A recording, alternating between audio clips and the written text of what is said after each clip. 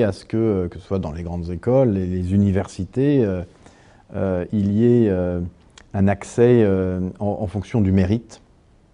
Et deuxièmement, au sein des entreprises, que les entreprises s'engagent à des systèmes de formation permanents, s'appuyant sur les promotions internes, et des systèmes de promotion interne efficaces, et là aussi en fonction du mérite de chacun.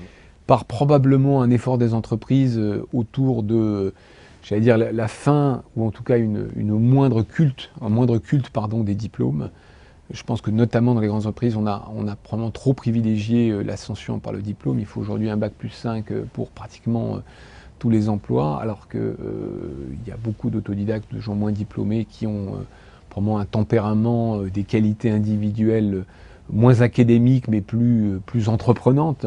Et donc il y a aussi un travail à faire chez nous, les patrons, dans la manière dont on sélectionne et on promeut les gens. Il y a un énorme besoin de montrer que d'autres chemins sont possibles, qu'il n'y a pas que les grandes écoles, les voies traditionnelles pour y arriver, mais qu'il y a moyen de s'épanouir, de se développer par des voies différentes. Essayer d'éviter les corporatismes et l'élitisme. Il faut faire en sorte que les grandes écoles, par exemple, s'ouvrent au plus grand nombre, qu'avant cela, les classes préparatoires s'ouvrent aussi au plus grand nombre.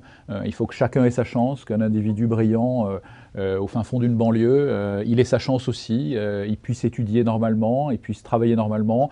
Il y a beaucoup d'initiatives dans ce domaine-là, d'ailleurs, qui sont prises de façon locale. À l'ESSEC, par exemple, les étudiants vont coacher des élèves prometteurs dans les banlieues, mais ça reste des phénomènes un peu marginaux qu'il faut essayer d'encourager, de généraliser pour casser cette logique, effectivement, qui a tendance à exclure les plus prometteurs quand ils sont issus des mauvais milieux. Il faut rebattre les cartes de ce point de vue-là, totalement.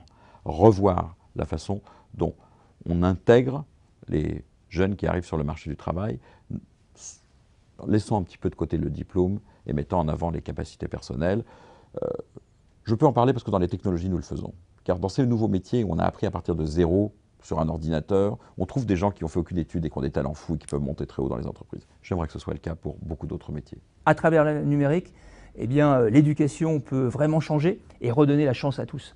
C'est la France numérique et la France par le numérique. On peut dire que le salaire aujourd'hui ou le salariat n'est plus loyal dans le sens où il ne permet peut-être plus de progresser en termes de rémunération ni en termes de poste et de responsabilité. Donc il est vital que l'ascenseur social reprenne ses droits comme cela a été le cas pendant des dizaines d'années en France. En France, nous sommes très attachés à des valeurs formelles, la liberté, l'égalité, la fraternité. Par contre, pour passer de ces valeurs formelles aux valeurs réelles, nous avons un vrai problème. Nous refusons de mettre en œuvre les moyens nécessaires pour y parvenir. Moi, je suis partisan, par exemple, des discriminations positives, à condition que ça soit encadré, à la fois dans le temps et dans l'espace.